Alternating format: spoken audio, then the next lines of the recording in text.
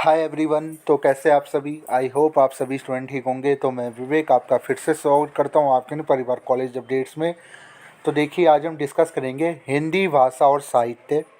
ये एक आपका सब्जेक्ट है, बीए प्रोग्राम के अंदर भी है और बीकॉम प्रोग्राम के अंदर भी ये है। बीकॉम प्रोग्राम को तो ये दिया ही जाएगा क्योंकि उनके जैनिक इलेक्टिव के अंदर ये आता है, और जैनिक इलेक्टिव के अंदर बीए प्रोग्राम के जो सब्जेक्ट है उनको चेंज करके हिंदी और इंग्लिश दे दिया गया, जिसमें से हिंदी जो है उसका नाम है हिंदी भाषा और साहित्य।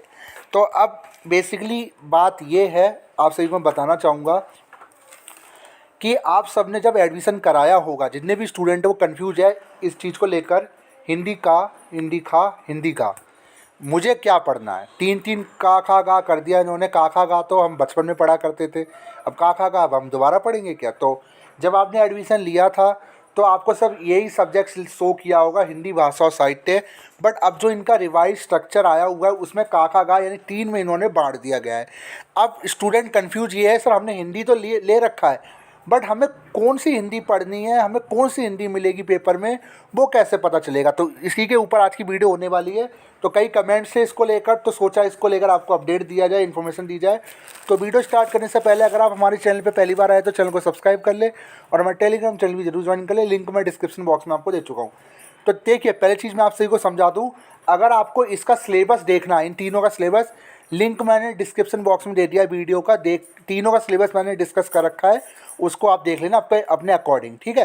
पहले तो आप समझ लीजिए आपको कौन सी हिंदी कैसे पढ़नी है। देखिए, जब आपका एडमिशन हुआ था तो ऐसा कुछ नहीं था, हिंदी का खा का कुछ नहीं था, पर जब रिवाइज स्ट्रक्चर आया तो का खा का में बांट दिया गया। अब स्टूडेंट कह रहे हैं सर मेरी फी रिसीट पे तो सब ये लिखा है हिंदी भाषा और साहित्य, का खा का तो लिखा ही नहीं है, मुझे कौन सी हिंदी मिलेगी?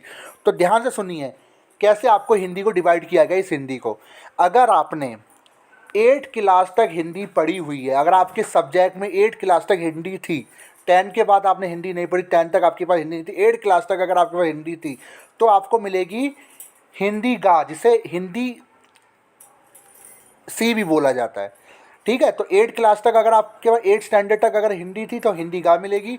अगर आपके पास मैट्रिक यानी 10वीं तक अगर हिंदी अगर आपने पढ़ी थी तो आपको मिलेगी हिंदी खा। अगर आपके पास 12 क्लास तक अगर हिंदी थी, मान लीजिए 12 तक आप अगर हिंदी पढ़ रहे हो, आपका हिंदी एक सब्जेक्ट था, लैंग्वेज सब्जेक्ट था, तो आपको मिलेगी हिंदी का।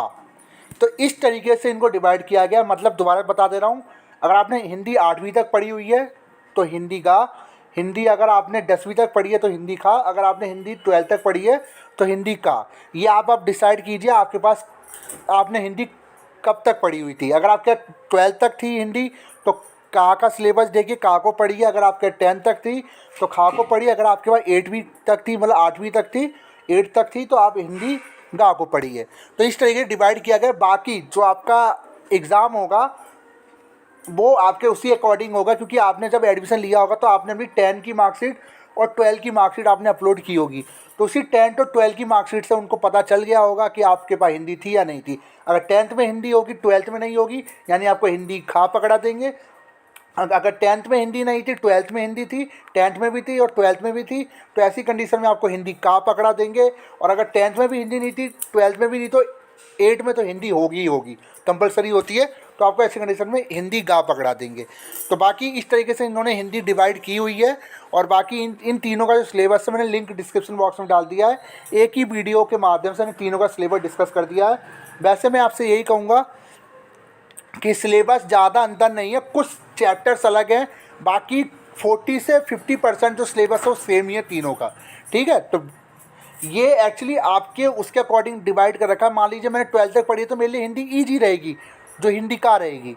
बट मैंने मान लीजिए मैंने 8 तक हिंदी पढ़ी हुई है तो मैं हिंदी का नहीं कर पाऊँगा, मुझे डिफ़िकल्ट लगेगी। तो ये इस तरीके से बांट रखा है, ठीक है। बाकी तो हिंदी हिंदी है। तो और कोई जानकारी होगी ज़रूर बताऊँगा। आज के लिए इतना ही। Thank you so much.